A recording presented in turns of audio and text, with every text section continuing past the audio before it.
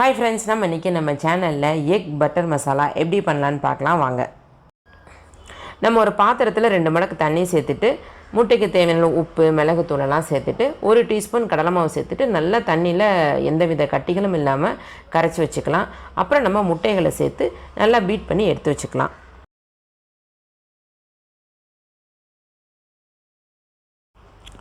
இப்போ நம்ம முட்டையில் கடலை மாவு மிளகுத்தூள்லாம் சேர்த்தோம்னா கட்டி அங்கங்கே நிற்கும். அதனால் தண்ணியில் நல்லா கரைச்சி வச்சிட்டோம்னா எல்லாம் நல்லா ஒன்று சேர்ந்துடும்.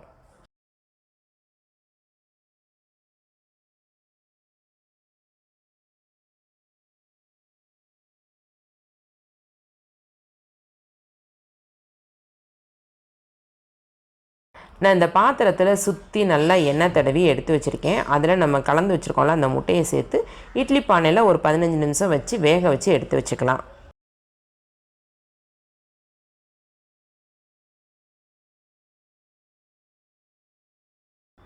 நல்லா வெந்துருச்சு. இந்த மாதிரி க்யூப் சைஸ்க்கு நம்ம கட் பண்ணி இதை எடுத்து வச்சுக்கலாம்.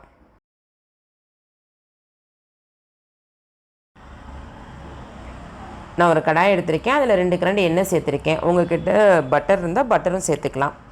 3 பெரிய வெங்காயம் கட் பண்ணி வச்சுருக்கேன், அதை இதோட சேர்த்துக்கலாம்.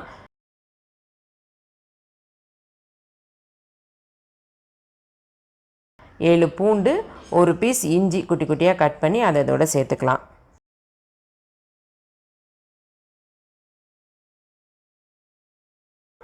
நம்ம இதை அரைக்க தான் போகிறோம், அதனால் நல்லா வதங்கணும்னு அவசியம் கிடையாது. இப்போ இந்த சமயத்தில் 2 தக்காளியை குட்டி குட்டியாக கட் பண்ணி அதை இதோட சேர்த்தாச்சு.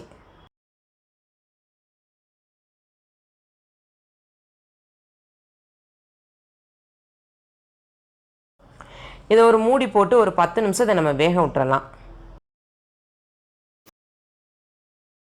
அவ்வளோதாங்க, ஓரளவுக்கு வெந்துருச்சு. இப்போ இதை ஆறுனதுமே நம்ம ஒரு மிக்ஸி ஜாருக்கு மாற்றி அரைச்சி எடுத்து வச்சுக்கலாம். நம்ம அதே பேன் எடுத்துக்கலாம். அதில் எண்ணெய் சேர்த்துட்டு எண்ணெய் சூடானதுமே பட்டை, அன்னாச்சிப்பூ, கிராம்பு, பிரிஞ்சி இலை கொஞ்சம் சேர்த்துட்டு நம்ம அரைச்சி வச்சுருக்கோம்ல அதை இதோட நம்ம சேர்த்துக்கலாம்.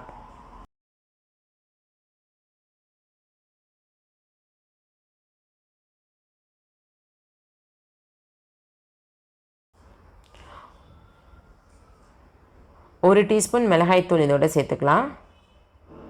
அப்புறம் இதுக்கு தேவையான உப்பு, அப்புறம் 1 டீஸ்பூன் கரம் மசாலா. அவ்வளோதாங்க. இதெல்லாம் நல்லா கிளறி விட்டுட்டு கொஞ்சம் நேரம் இதை கொதிக்க விட்டுறலாம்.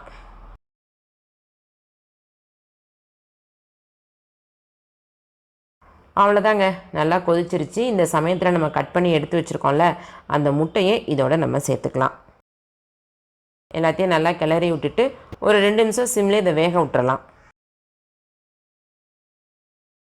அவ்வளோதாங்க. கடைசியாக கசூரி மெத்தியை மேலே நல்லா கசக்கி இந்த மாதிரி தூவி விட்டுக்கலாம்.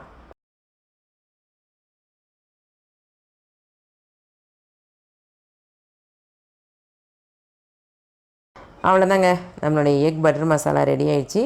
நம்ம சப்பாத்தி, பரோட்டா, ஃப்ரைட் ரைஸ், இட்லி, தோசைன்னு எதுக்கு வச்சு சாப்பிட்டாலுமே நல்லாயிருக்கும்.